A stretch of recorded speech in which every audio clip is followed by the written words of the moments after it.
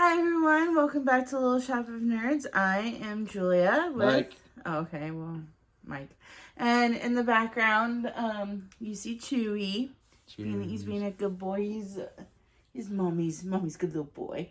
So last week's hint was Prince. Yes, we are continuing our Harry Potter comparisons. This is the book six movie of the franchise called Harry Potter and the Half-Blood Prince. And this is pretty much this takes place after Order of the Phoenix, but this is pretty much about Harry and Dumbledore. Sound like I was drunk for there. Oh, well, think about it. If he's with Grindelwald, maybe. Yeah. So, but like Mike was saying, this is mostly Harry and Dumbledore going through Voldemort's past, trying to figure out how they can defeat him. And no offense, was not my favorite book. This is actually my second favorite book. I think my favorite book is always going to be the first one. It's always. And I like the fourth one because that's when Voldemort actually comes back and he actually looks like a snake. Ow. Than what the movie actually gives you. Yeah. And I think the seventh is my favorite. So for me, it's 7, 6, 5, 4, 3, 1, and 2. Right. that is my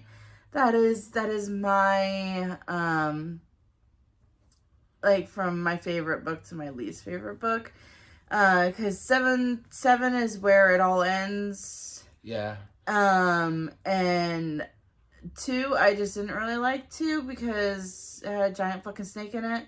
And I don't like snakes. So anything with a snake, I'm like, no.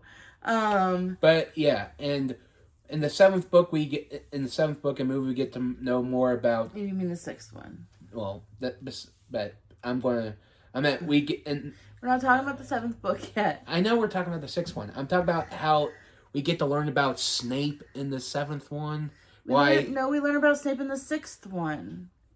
We know why he's pissed at Harry. That's what we get to learn. Yeah. But in the 7th one, you get to learn why he cared for Lily so much, and yet people gives him a redemption arc, and yet do you forget how abusive he is? He's very abusive, guys. If Snape is your favorite character, that's great. Like, he is a really well written character. I will say that. He is a very well written character, but he is a shit person. And because I've already done I did a Harry Potter video here a couple years ago, and I basically just ranted about Snape. So if y'all want to hear that, you can go find it. Yes, and like I said, we'll get to that soon as we can. But right now, we're going to do we're going to get to the 6th. Let's get started in the 6th. We'll do that rant in the 7th when we get to the 7th. Yeah, okay. Yeah, we're doing the 6th one for now. So, like I said, and like what Mike said, this is where Dumbledore and Harry learn more about his backstory. Yeah. Now, Excuse me. Now, both book and movie starts with Snape, Mrs. Malfoy, and her sister, Bellatrix Lestrange. Lestrange. They pronounce it Lestrange in the books, or in the audiobook, so. Well, it is a French name. Yeah. So, anyways, here or there. Both of them are talking about how Malfoy is going to be becoming a Death Eater, and Mrs. Malfoy doesn't want that, and what they're going to do is Snape was kind of like a spy to Voldemort, if you want to believe that, and Dolly is...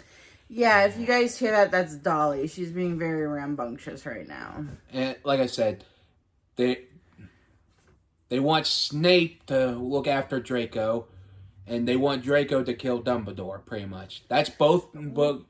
Voldemort wanted Draco to kill Dumbledore. Well, yes. And Narcissa really didn't want him to get involved in this because I think that even though she was part of the Death Eaters, she didn't have the mark. No, I think she did. I think what it was. I don't think she had the mark. No, she. I don't think she did.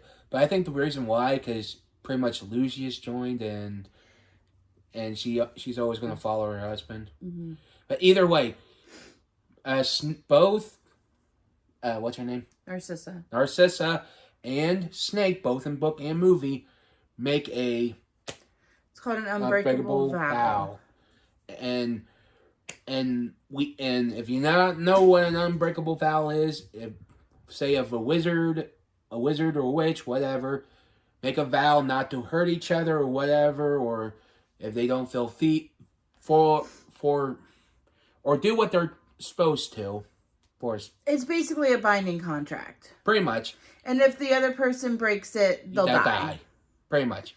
And we also get to learn about that with Dumbledore and Grindelwald, but that's later on in the franchise. I don't think they ever did a unbreakable vow. Maybe not in the books, but maybe in like the movies, like in the Fantastic Beasts, they did.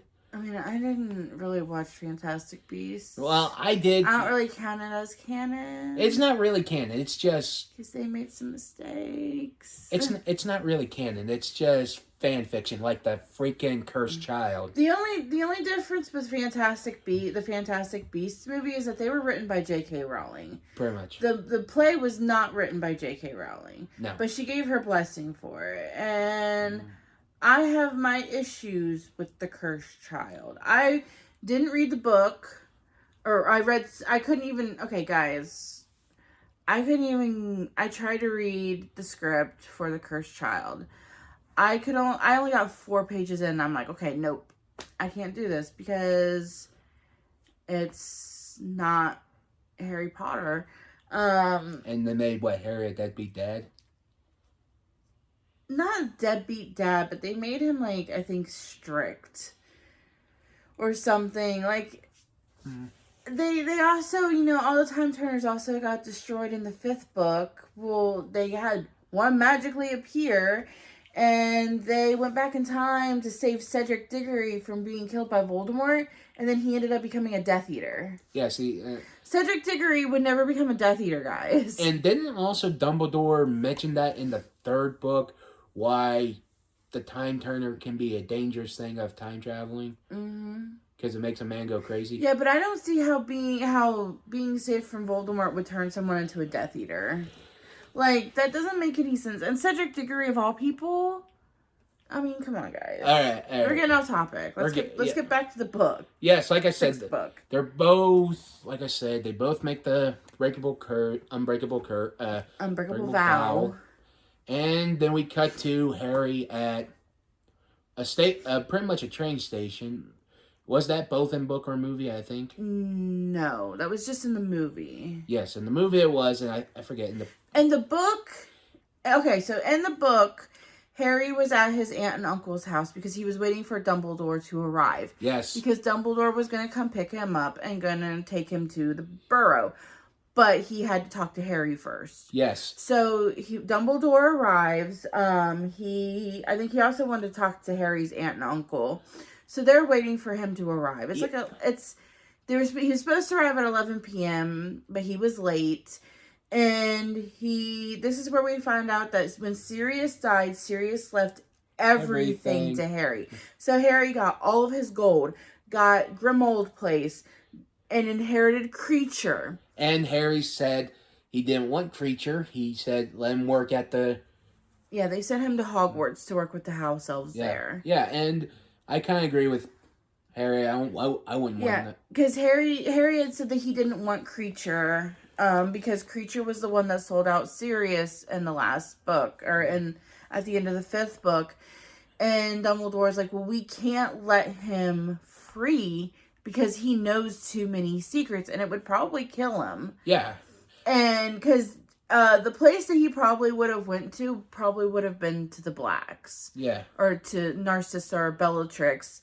And, he knows too much. So Harry sent him to Hogwarts to work in the kitchens at Hogwarts. Yes, and but in the movie they had him at a train station. Yes. About ready to go off with some girl. And what was it? I think Dumbledore was reading a perfume ad. Yeah. And some fans theorize, or I think maybe J.K. said something. I guess it theorized how it was Dumbledore's. It was the opening of Dumbledore's sexuality. I guess I don't know.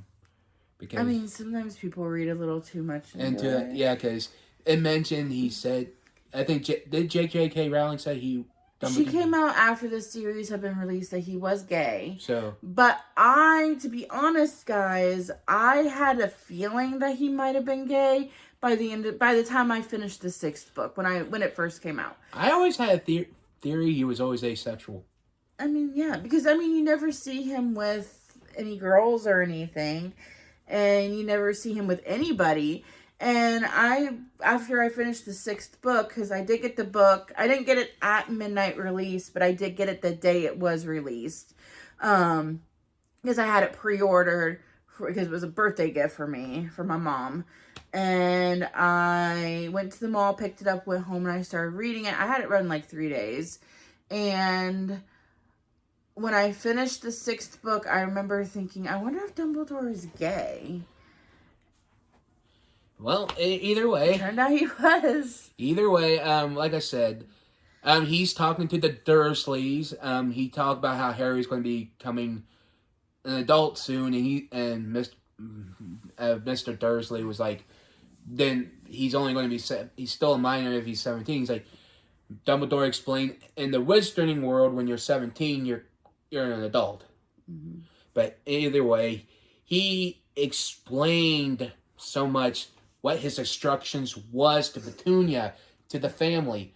And Dudley is just being quiet, because after the 5th book, he starts to realize his misdeeds and everything. Dudley is just quiet. He's not doing anything. He's not misbehaving. He's just being there, taking in what Dumbledore is saying. Dumbledore was telling off the Dursleys how you ignored my instructions, and yet I told you. I placed like a charm around him. I think so. Or something like that was going to protect the Dursleys from Voldemort and everything. Well, I mean, it wasn't that he placed the charm. It was Harry already had the charm in him when Lily died. And now Voldemort has access to that. Like, he can touch Harry, but he still can't get to Harry while he's at the Dursleys, even though he has Harry's blood inside of him. Yeah, and after that, after they're done with the Dursleys, they're getting ready to leave. Dumbledore asked Harry about his occupancy going, and he said he wasn't doing it. And he said, I'm sorry, that should have been up to me to teach you, not Snape. Which I kind of agree. I agree too. But I can kind of understand why Dumbledore didn't do it, because he was afraid that he would see Voldemort looking back at him through Harry's eyes. Yeah, and so I can kind of understand that. But in the movie, it was like train station and go find Slughorn. Mm-hmm. But I think what was after the Dursleys? Oh, we do need to mention, at this point, Dumbledore's hand in both the book and movie is black and shriveled. Yeah, because we will find out why later. Yeah, and like I said, in the movie, after they go to after the train station, they go to Slughorn. But I think after the Dursleys, they go to Slughorn after, whether it's the book or movie, they do go to get Slughorn. And here's the thing: I both love the actor who plays Slughorn in the movie. But in the book, he's more of the teacher who's hung up on his students' fame. Yeah. So the actor for Slughorn in the movie is James Broadbent. And if you don't know who he is, think of Moulin Rouge, Harry Ziegler. He was the professor in the Chronicles of Narnia, The Lion, the Witch, and the Wardrobe. Think every British movie, and he's in that movie mostly. And so, they try to get him to come back to Hogwarts. He refuses at first, and then Dumbledore leaves Harry alone with Harry, or leaves Harry alone. Harry somehow manages to convince him. He decides that he will go back to Hogwarts to teach. Yes. Take up his old teaching position. At this point, we all think that he's going to be he's going to be the new Defense Against the Dark Arts teacher. No. Because that is the only position that's open. We will get to that here in a little bit. Yeah, and then in the book, we get to the Burrow. Mm-hmm. Now, see, here's the thing that's different from both movie and book. See, at the Burrow, LaFleur and Bill's already there. They're already engaged. Now, in the movie, we don't see that. Mm-hmm. They don't mention it at all until the 7th movie. Wasted opportunity. But besides, like I said, Mrs. Weasley and Ginny and Hermione are making fun of LaFleur. They think not LaFleur, it's just Fleur. Fleur, and they call her what, Flim? They call her Flim. And I didn't think that they had it in them to be as catty as they were. And I don't get it. It's like, why? Because she I never understood what. Why should they make I think they were like, I'm not even quite sure exactly why they were annoyed with her. Maybe because she was overbearing? I don't know. I don't know. But, I mean, it was pretty obvious that her and Bill loved each other. Yeah. And I think what it is, they think because, Fleur has that, what was it? She's French. Well, not French. She Vila. had... What? The Vila. Yeah. They think he was under her... Yeah. Anyways. But like I said, this is what when we get to it, this is what I'm going to say how Fleur and Mrs. Weasley are the exact same.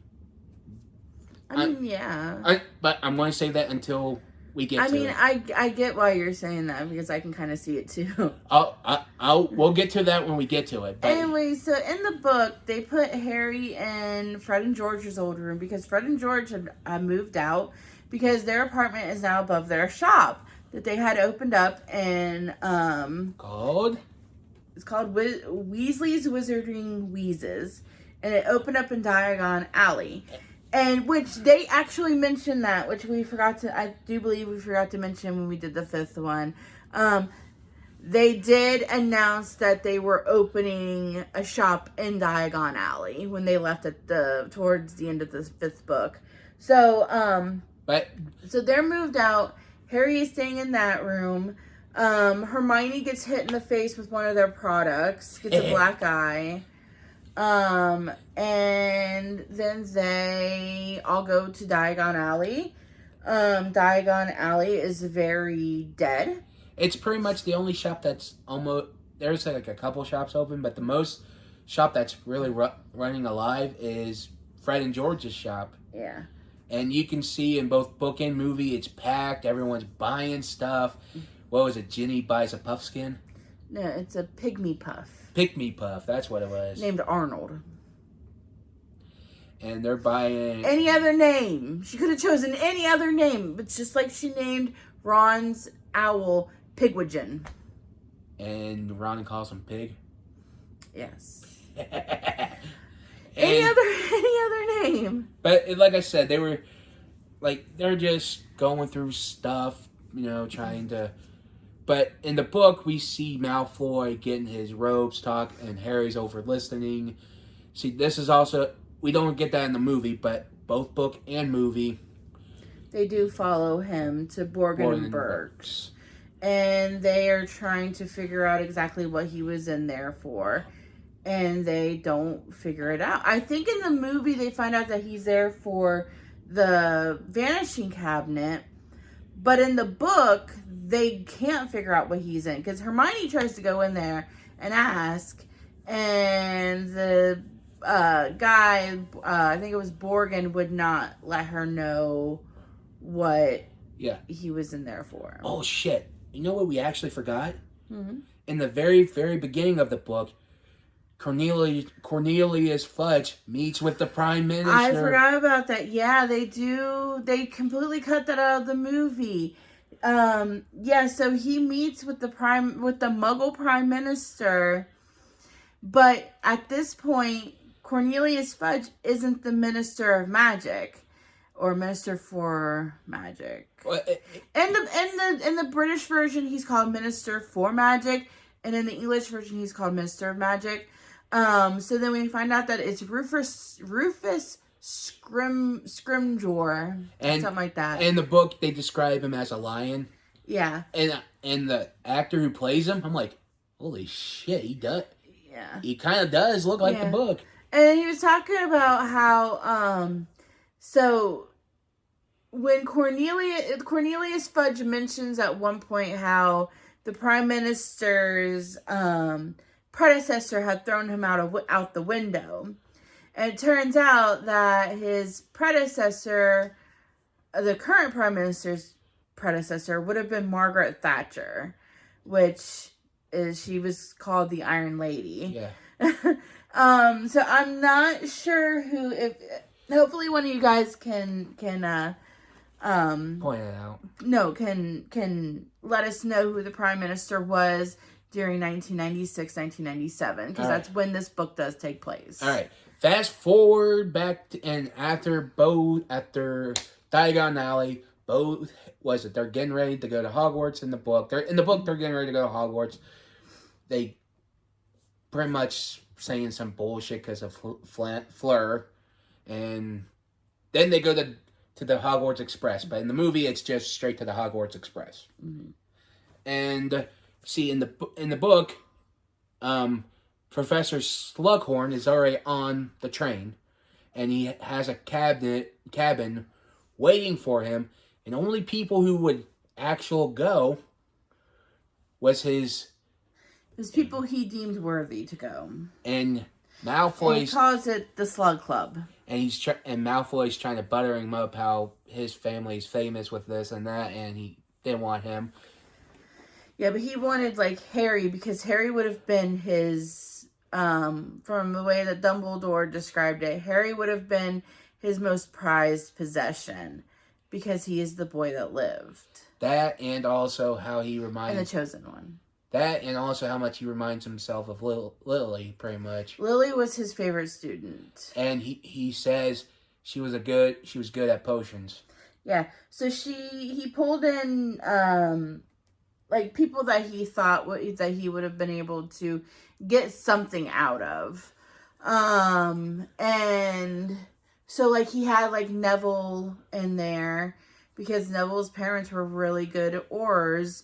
But then just turned out that Neville wasn't who he thought he was. Neville wasn't who he thought he was, and he added Hermione because Hermione's really smart. Ginny because he saw her do the Bat Boogie hex, and there was a few other people. Blaze the Beanie, whose mom.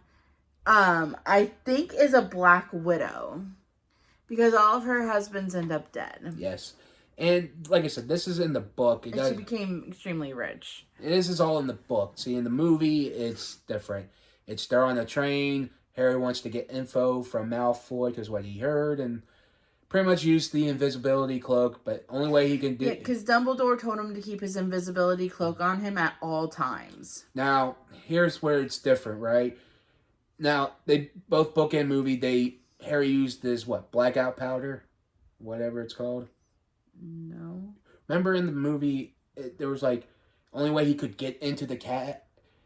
No, in the book, he was trying to get into the cabin. He followed Blaze the Beanie in, and he put his foot in between the door, so the door wouldn't close so he could get in, and then he climbed up on top of the where the trunks were, and his foot was shown for a brief second, and I don't remember how he did it in the movie, but that's how he did it in the book. I know in the movie he used some kind of powder he got from Fred and George. But he didn't use it in the book.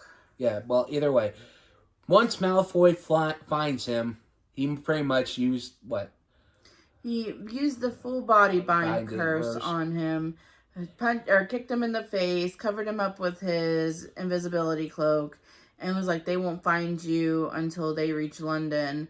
Tonks finds him. Now, in the book, it's Tonks who finds him. In the movie, it's Luna. Yeah. And then they go up to the school. Whether it was with Luna or Tonks, they go up to the school. And in the book, or in the movie, Jenny, when she sees him, she goes, "Why is he covered in blood? He's always covered in blood." And because in the book, he was late because Snape had to come down and get him. Mm-hmm. And in the movie, they ran into Filch at the gate. Yeah. Because he was checking people in. No, it was Flitwick. It was one of them. Someone was checking them in at the gate. Yeah, either way, like I said, in the book, we see Tonks having more of a funk. Because turns out she's there at Hogwarts, whatever. Yeah, her Patronus has changed. So people were thinking that she had been in love with Sirius, and she was upset that Sirius had died. Because Harry said that her Patronus looked big and hairy, but he couldn't see exactly what it was, which we will get into that at the end. Yeah, this book also gets more detailed about wizard heritage, pretty much. Yeah. So we're going to just skip everything else. Yeah, and just get straight into the meat and potatoes of it. Yeah, because like I said, after that, it's just pretty much they're just going through their typical school life, Harry becoming a Quidditch captain. And they're learning, the divination? Is it divination? No, because he dropped out of divination because he failed divination. Not divination, where they can teleport with that. No, because they did apparition in the fifth one. Or no, they did, yeah, they were learning apparition so they could apparate. And was it, then most of the book it's about Ron and, what's her name? Ron and Lavender, because they start a relationship, and Ron gets poisoned. We'll get to that in a little bit. So anyways, just getting the meat and potatoes. We learn more about Voldemort's past. So we see when Dumbledore met Tom Riddle for the first time. And he was a very messed up child. And then we learn about the Gaunts, and we find out that's... And the Gaunts, how can I put this? They are so inbred, I'm surprised they're not from the South. I'm just saying. And also, they are really mean to their daughter. Yeah, Merope. Oh, sorry. The father is mean to her, and the brother is... Yeah. And how can I put this? They're so inbred and so messed up in the head, and they keep mentioning how they are the descendants of Salazar Slytherin. Which is true. So, what Merope ended up doing is she basically date-raped Tom Riddle Sr. And also... because she gave him a love potion. Yeah. And also, before that... And yes, that is considered date rape. Yes, it is. It is. Now, it also mentioned her father saying how she was a squib, but turns out she had magic, but turns out they were so abusive she didn't want to use her magic. Yeah. She can make potions really well, though. Yes. So she basically ended up giving Tom Riddle Sr. A love potion. She date raped him. She got pregnant. Then she thought that maybe they've been together for so long that maybe he would love her no matter what. It turns out that he did not. Stop giving him the love potion. Turns out he did not. So now, when a child is born under the effects of a love potion, that child has no love, which is what we saw with Voldemort. So Voldemort has no sympathy, no love, no anything. No, pretty much nothing. And every emotion he does is an act, pretty much. Yeah. And and this is when we get to the meat and gritty of the Horcrux. He asks Professor Slughorn when he was in school about the Horcrux. Harry did have to try to get Slughorn's memory from him. Dumbledore did get a memory from him, but I mean that was actually like later. Yeah. That was like the last memory that they looked at. But we learned about this little house elf and her mistress Hezebah Smith, because she had actually bought the locket from Borgin and Burkes because Merope had taken it to Borgin and Burkes to sell. Yes. Because she needed gold. But then she also had the cup of Hufflepuff. Turns out she was a descendant of Hufflepuff. Yeah. She said that she was a descendant of Hufflepuff. Yes. Which I believe that because Zachariah Smith was a descendant of her. Yes. Like, she's like his great aunt or something like that. Yeah, and he's a dick. Yeah. So he ended up killing Hepzibah to steal the cup and the locket. But he made it seem like, or not Winky, but her house elf had done it. And then, so Harry does manage to get the memory from, well, no, before that, he tries to kill Draco, he didn't try to kill Draco, he almost killed Draco. Yeah, because turns out Harry found a book, a potion book in potions. It was an old book, and in the book it says the Half-Blood Prince, and there was notes, everything that Slughorn had. Yeah, so Harry ended up becoming very good at potions. To Hermione's, Hermione was not happy. Because she says it's cheating. Now, I don't know if you guys remember, but never did Snape have them do the recipes out of the book. He always put them on the board. Yes. So all of his instructions he put on the board. They never used their book for lessons. Slughorn comes in, he does. So then, Harry's following instructions from the Half-Blood Prince, which at this point you guys have already guessed is Snape. Yes, well, we'll get to that later. And he accidentally uses this curse called Secta Sempra on Draco. And then we do find out that Draco has been trying to kill Dumbledore. Well, we find that's out, but might as well tell you now. He did try to kill Dumbledore all year. Yes. But he was killing other people, or almost killing people in the process. Katie Bell and Ron Weasley. Yes, because each, what was it? I think there was part, every girl on Hogwarts was trying to fall in love with Harry, trying to get Harry to fall in love with him, and Harry was being a little bit of a hothead of it. Mm-hmm. But like I said, he was trying to be more important towards Dumbledore. And like I said... he does end up getting into a relationship with Ginny Weasley. Now, that's more in the book than in the... Well, in the movie it was kinda, but in the book it was more... The way that they did it in the book, or in the movie, sucked ass. Yeah. Okay? Yeah. Like, she kissed him in the book, or in the movie. In the book, he kissed her after they had won the Quidditch Cup, because he couldn't be there because he was doing detention for almost killing Draco.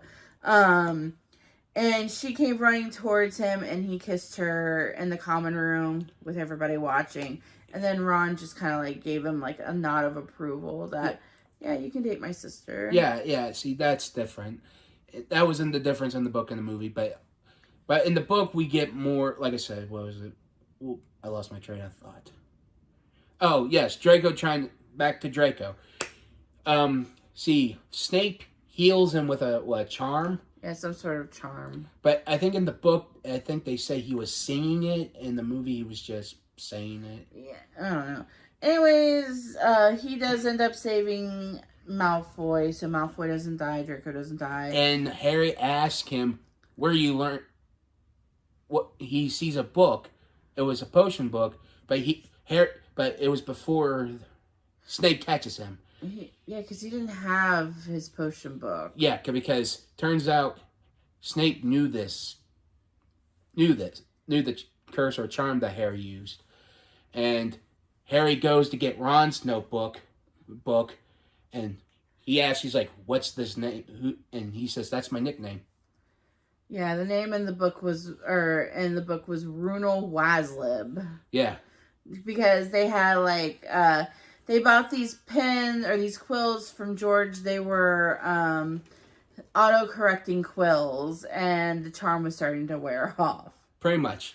And Snape didn't believe him, so he told Harry he couldn't play in the Quidditch match, and he told him he was in detention. And in the book, like I said, this is in the book, not in the movie. Harry's going through every detention slip and everything that Snape's giving him, and he sees one from his dad in Sirius, and yeah, there was at one point where, because throughout the year, so Snape ended up becoming the the Defense Against the Dark Arts teacher, which is the job that he wanted all along, and he kept giving Harry detention, and Dumbledore told him at one point that boy would have spent more time in detention than out that year. So anyways, Aragog dies. He goes down to comfort Hagrid. He takes Slughorn with him. And since Slughorn is... Here's the thing. Slughorn likes to take every little thing from creatures or something just to sell them. And no, it's not that. This was an Acumantula, and their venom was very hard to come across. So he manages to... In the book, in the movie, he asks to take the venom. In the book, he just takes it. Yeah, but it wasn't also in the book that he tries to take unicorn hair and trying to sell it on the... Try to sell it. I don't remember that. Either way, Slughorn is Slughorn. He likes to make money. Yes, and he's also an ass. Yeah. No offense. So he gets him drunk. Because he got this Felix Felicius. It's a potion of luck that he got from his very first potions lesson, Harry. Harry took a sip of it to try to get this memory, and he manages to get the memory from Slughorn. He takes it to Dumbledore, and it's the very last one where Voldemort is asking about the Horcrux, because the first memory that we saw from Slughorn, he was trying to play it off as like he didn't know what was going on. So like the memory was like foggy and everything. And then this time they got it like really more. He actually got the real story. Yes. And then they found out that it was a Horcrux. Yes. So we find out that the reason why Dumbledore's hand is all shriveled was because he found one of the Horcruxes, which was the Gaunt ring. He put the ring on and his hand died. And Snape was able to save his hand. But Dumbledore was going to die within the year. Yeah. And they figure out how to kill... Did they figure out the destroy it or not? Yes, he has figured out. He has destroyed the ring. We don't find out exactly how to destroy it until the 7th book. And the other one was Tom Riddle's diary. Yeah, which was destroyed. So then they go to this cave that was in one of Tom's memories. Remember when he was in the orphanage? They didn't see it, but the woman at the orphanage talked about how they took the kids to the cliffside for like a picnic. He managed to get 2 of the kids into this cave where he tortured them. Yes. Now, like I said, he didn't kill them. He just tortured them. Now, see, in the book and movie, they both go to the cave and they go to this little pedestal, and Dumbledore told Harry, "I need to drink this. Whatever you need to do, you gotta keep me drinking it, even if you have to shove it down my throat." And pretty much he did. That part of the movie broke me. Oh yeah, because in both book and movie, you can see Dumbledore's mind shattering pretty much. Yeah, he was like losing his mind, and Harry had to keep making him drink it. And I think he said he kept remembering his childhood too, like his sister. He kept remembering all the bad things, basically. So then he finally finished it. He picked up the locket, and Dumbledore asked for water. Harry tried to give him water, but he had to go get it from the lake. We find out that the lake is filled with Inferi, which are corpses dead, or they're corpses. Pretty much that come back alive. Think Zombies. Think like zombies, but they don't eat flesh. Yeah. So they do manage to get out. And the only way you kill them is fire. Yeah, they do manage to get out of the cave. They go back to Hogsmeade. They see that the Dark Mark is above the building, so they fly over there. They get to the top of the astronomy tower. Malfoy comes up, and Dumbledore froze Harry. In the book, he did the full body bind curse on Harry. Yes. But in the movie, he did not. But either way, Snape was telling him not to move. Yeah, Draco shows up, and Dumbledore was trying to talk to Draco.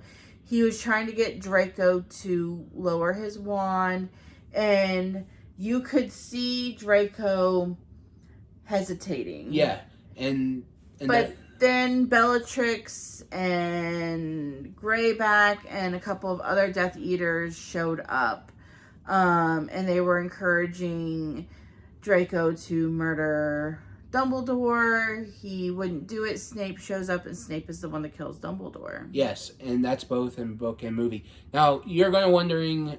Now, here's one thing that in the both book and movie is a vanishing cabinet, and that's how they get onto the Hogwarts grounds, pretty much. Yeah, so the vanishing cabinet, they do mention the vanishing cabinet earlier in the books. Malfoy was fixing it up over the year. The second one, its twin, was at Borgin and Burke's. Yes. So they went through the vanishing cabinet in Borgin and Burke's to get into Hogwarts after Draco had mended the other one. So they are leaving.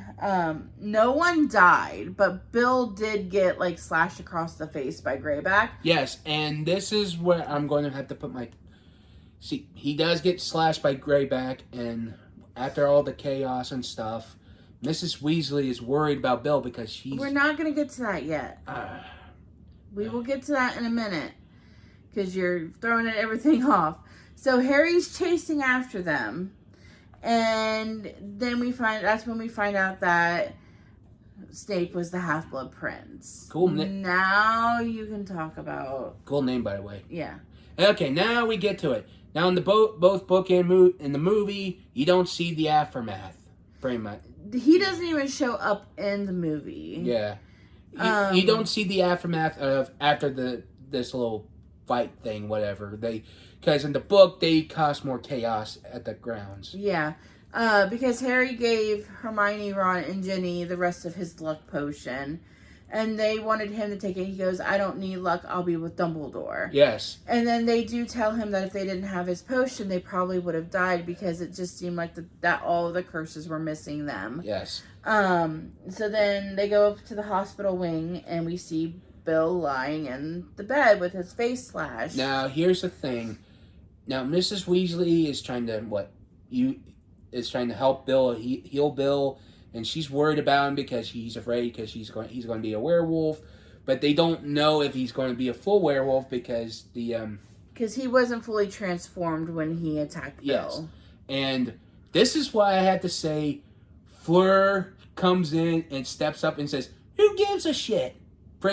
She doesn't say that, but pretty much. She basically says that she doesn't care. Well, see, Mrs. Weasley was worried that Fleur wouldn't want to be with him anymore because he's got scars. And she's like, no, all these scars do is just prove that my husband is brave. And then Lupin's like, well, he might want to have his steaks very rare. And she's like, that's okay. She's like, I think you guys overcook your meat anyways. Yeah, and... I'm going to do it. So then... Tonks is there, and it's revealed that Tonks is in love with Lupin, and he's been telling her for over the last year that I'm too old for you, I'm too broken, you don't want a werewolf for a husband, and she's like, I fucking don't care, I want to be with you. Yes. And oh god, yeah, and like I said, that completely came out of left field for me. It did, But like I said, besides that, like I said, this is why I say how Fleur and Mrs. Weasley are the exact same, because they both care for family, they care for their loved ones, and they would do anything to pretty much see them safe, and they're both hot-headed. Yeah. And you see how Fleur is hot-headed in the 7th book. Yeah. So, they end up having Dumbledore's funeral. Everybody finds out that Snape killed Dumbledore. They have Dumbledore's funeral. Now, that's what they did in the book, not in the movie. Yeah, and then him and Ginny broke up after the funeral. And Ron and Hermione and Harry are talking, and Harry's like, yeah, he's like, I'm not coming back next year. He goes, I need to find these Horcruxes. And then Hermione and Ron was like, well, we'll be there with you. We're not going to let you do this by yourself. No. And they get back on the Hogwarts Express and go back. Go back home. And that's pretty much the end of, like I said, we didn't cover a lot. We wanted to keep this short as possible. We didn't want to. There's a lot of key points that, like, the last time we did the 5th book, I feel like that there was quite a bit that we had left out of what we wanted to talk about. And something like this, it's just very hard to keep track of where is what happened, all of that. And we also want to keep it, we don't want to keep it as long as it is, so we just kept this. Give us a credit, we did it under 46 minutes. Yeah. I mean, we're gonna be. Let's just say give us credit because we had it under an hour. Yes. Because I think the 5th one was over an hour. Yeah. Now, like I said, if you think there's some stuff we missed, put in the book comments below. We'll just maybe do a short on it, what we missed, and keep it short and sweet. And I do want to apologize for last week's video. It was not one of our best videos. I was not feeling well. Yep. And I apologize that it was not up to standards. So we may end up redoing that one later. You never know. But yeah, like Mike said, if there's anything that we forgot, put it down in the comments below. What's your favorite scene from the 6th movie, or the 6th book? Whatever. It's just, like I said, like and subscribe, and whatever you want us to do next, put in the comments. And so next week's hint is going to be wonderful. So we'll talk to you guys next week. Bye.